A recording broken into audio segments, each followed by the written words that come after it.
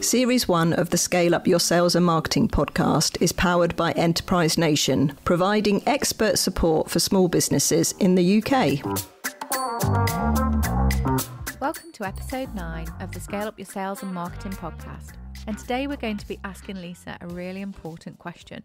It's one of those that we've all been through at one point in time. We're going to be asking her, why is no one returning my calls and emails? I feel like I need to respond. I don't know, Nick. Why is nobody responding to my... You don't have a crystal ball? No, do you know what? I wish I had a magic wand. I really do. So I wish I had a magic wand, and I wish I had £1 for every time I've been asked that question, because I'd be a very rich fairy by now. So I'm going to be going through not why, because let's face it, none of us know why, but actually some tools and techniques that you can use to make sure that more people respond to your calls and emails than are doing currently. First and foremost, it's really important to point out that it's not personal. They are not personally not responding to you because they don't like you. They're just not returning your calls and emails because they've probably got other things to do. And actually, they've got other more pressing items on their to-do list. So your role as the small business owner or the sales professional is to put yourself higher up their to-do list, or indeed to take yourself off their to-do list completely. And I'm going to talk to you about that. So we have quite a simple you'll be surprised, 3-step process that we go through when doing sales outreach programs on behalf of our clients. So it all starts with quality in, and this is really important because you need to make sure that the person that you are contacting is the right person. And I cannot stress enough that it's really important to make that initial call or connection to identify the decision maker, because you could spend a lot of time sending emails to an unknown email address that turns out to be the wrong person, and the person that does not have the authority to make the decision on behalf of the organisation. So quality in equals quality out. So first and foremost, you need to make sure you're speaking to the right person. And absolutely, speaking to the right person means you know their name and you know their email address. So it is really important to have their actual name and not just their job title. So our 3-step process is, once we know that, so we've made a call to identify who the correct person is, we get that information. We send the information through via email. And the reason we do the email first is because we want to then have something to reference in our first telephone interaction. We want to be able to say, did you get it? What did you think? Etc., etc. And we do that process of 3 emails, 3 phone calls over a period of typically 6, 8 or 12 weeks. If we don't get a response after 3 phone calls, 3 emails, essentially 6 points of interaction, we add them to what we call a nurture list, which means that we keep in touch with them via our monthly emails or our quarterly bulletins, just to make sure that we remain sort of in their inbox and fresh in their minds. So we don't take it personally. We just think they don't want what we've got right now. So I think what I'm trying to say here is make sure you've got the right person and make sure you have a process. And the process is how you're going to interact with them, how frequently, and via what communication channel. So is that by phone or is that by email? And what I would say is that you need to make sure that you're adding in, as Vic has referenced, as many touch points as possible. So talking about touch points in the process of sales as opposed to marketing is that some people like to absorb information visually. So they will like to see your emails with the information. Some people will like to speak to you over the phone because actually they'll just be straight to the point and say, no, don't like it, but thanks anyway. Or they'll say, sorry, window of opportunity is closed, call us back next year. Job done, they can move on to the next thing. But it's important that you keep your communications fresh and across a number of channels to cater for all of those communication styles and preferences. This obviously is very much centered around smaller businesses where you have that direct into the decision maker. If it's a larger business, so I'll give you an example of something I've had recently. A client has been to a trade show. They've had a very exciting visitor to their stand. The visitor to their stand was giving all of the clear buying signals. Yes, I love it. Yes, I can see where it would fit. Send me the information. You need to go onto our website and fill out this new supplier form, register on the new supplier portal, etc., etc. They've done all of those things and then nothing. It just goes into the black hole of no response. Oh, my heart just sank. That's so sad. And it is very, very deflating. And actually, that happens a lot. And I'm not saying it's right that it happens, but it does. And that's why I said at the start of this episode that you must not take it personally. It's just that something else has slipped higher up their to-do list. But it's up to you to remain forefront of their minds. So what this person was trying to do with that person that had visited the stand was ultimately get some time in their diary. So they were trying to get some time in their diary to take them through, their selling deck or whatever you want to call it in more detail, because that was the buying signals that they were receiving, that the next stage was going to be, we're going to have you in for a meeting so that you can talk us through it. And obviously, that's not happening. So what I said to this particular person, and this is a large organisation, so the normal rules of, cold calling or whatever you want to call it don't necessarily apply, because actually this is a large organisation with probably a no-name policy, although they do have the person's name. So actually the telephone's not going to work for them. So what they need to do, and this is talking again about navigating networks and everything that we've been talking about, is they need to do a bit of homework around how they can get to that person.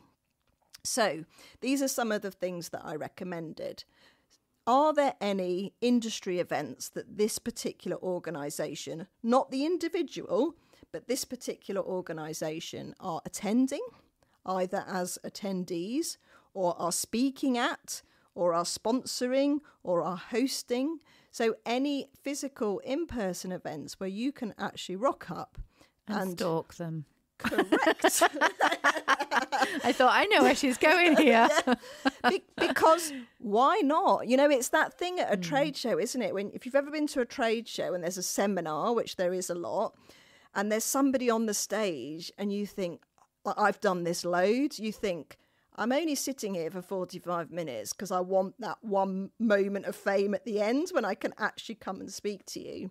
But you have to do it because you have to put yourself out there. You have to be front and centre of mind and make yourself stand out from the crowd. So where I'm going with this is nobody's responding to my calls and emails. Well, for a start, you need to do that more than once, because otherwise you can't throw that as a genuine concern. If you've really exhausted all opportunities, this is when you now need to move on to this approach. So they're not returning your calls and your emails after 3 attempts, which potentially is 6, 8, 12 weeks. Get them on your nurture list. Then you go for it on the, where are they? Where are these people hanging out? Where is this organisation present? What events is this organisation participating in? Just any sort of dotted line, indirect link that you can find into this organisation. Get yourself there, get yourself an invite, show up, be present, have that conversation. The other way in which is that this, don't be tempted to send your selling deck over email. So if you are hoping to get time in the diary of that potential person, I would really encourage you to use that as your tool use your selling deck as your tool to get time with them, so you can actually take them through it in person, whether that be in person in real life or in person on Zoom or Teams, whatever that looks like. Because actually, if you send them the presentation without your impetus behind it, it's very simple and easy for them to just say thanks but no thanks. So actually, that is your hook. That is what you're trying to achieve. And then the other is that you need to sort of do your homework around information that exists within the public domain. So this is when you need to, more stalking. This is when you need to use LinkedIn, social media, whatever, the website, whatever that looks like in terms of building a picture of that person and that organisation, and then being able to actually expand your network and try and find somebody else that sits on the periphery that can get you closer into that person. So again, use social media, take the process back into your control and actually do what you need to do to find them and connect with them. So turn up at events, stalk them on social media, find a way to hook them into time that you can take them through this thing in person. But you really need to be, pulling all the levers that you possibly can. And if they're still not returning, then I would ask you this simple question. Have you made it easy for them to reply? So when you send an email, do you include a call to action, which is hit reply to this email?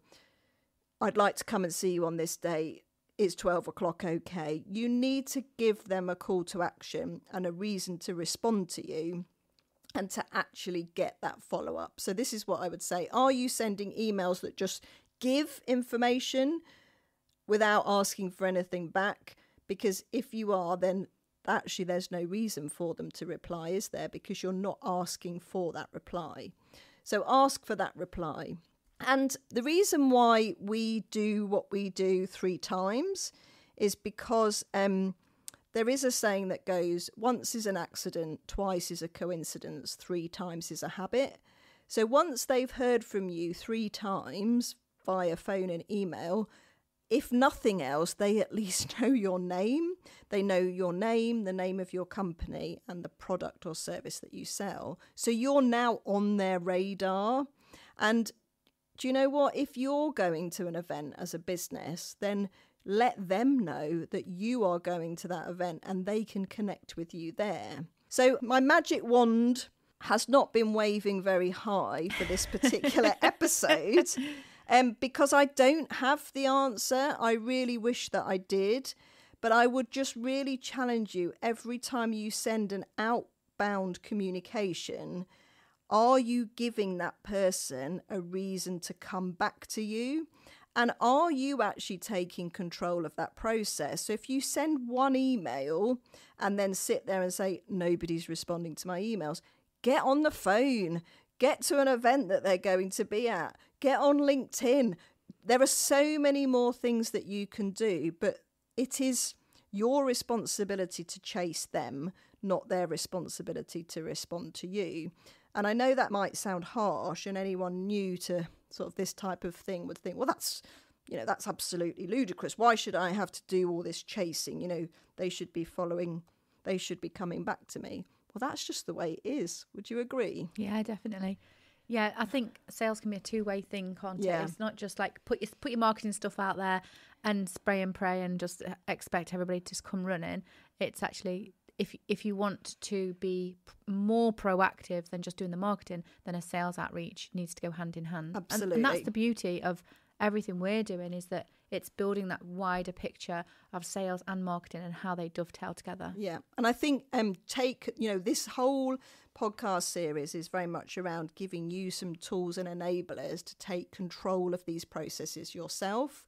So this week, I was contacted by a colleague of mine, a peer of mine, who said that she'd seen an opportunity advertised in a Facebook group for a partnerships manager. So essentially an organisation was looking for a salesperson that could work with them on a freelance basis to secure sponsorships for them.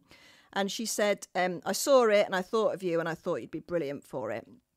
Well, this is an organisation that I've sort of heard of, but I'm not directly involved in. So the first thing I did was send an email, because she sent me a screenshot of the actual post in this particular Facebook group. So the first thing I did was send an email. So she sent me that message on Saturday. I was out and about, so didn't do anything about it. Obviously, it's the weekend.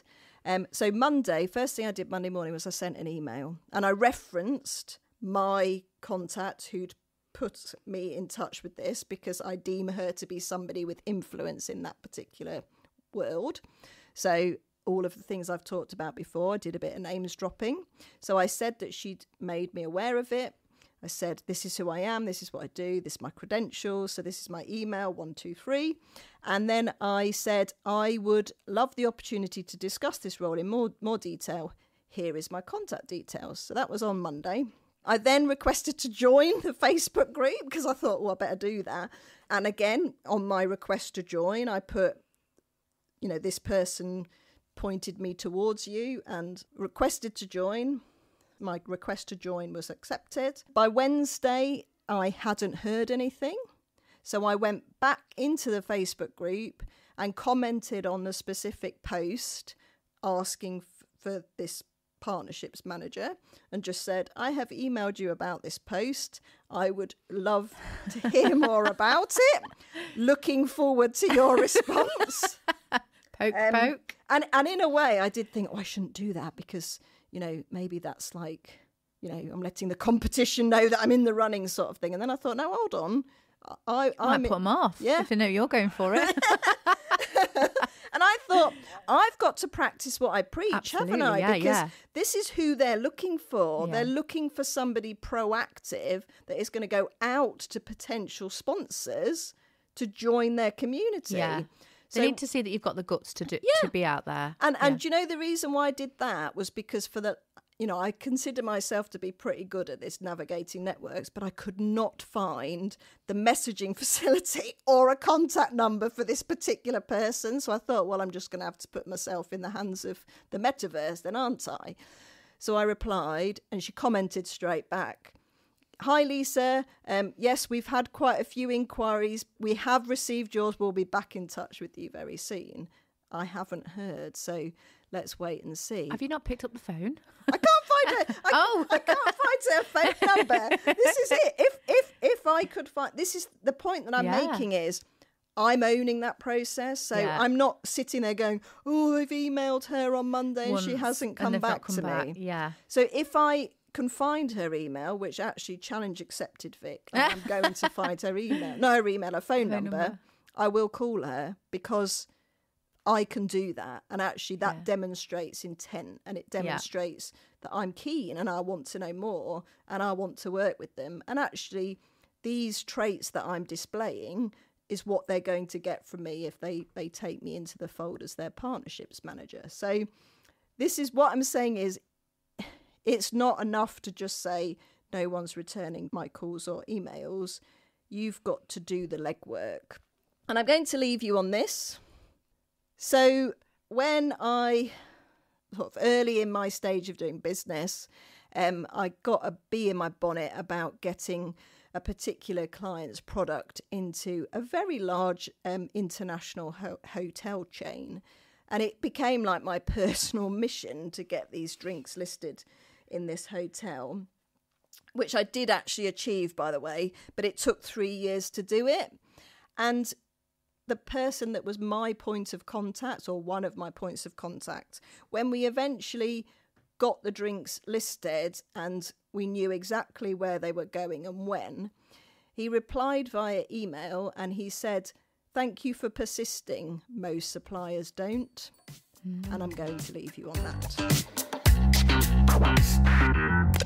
Don't forget to follow us over at Scale Up Podcast on Instagram for behind the scenes footage and access to additional resources to help you master your own sales and marketing.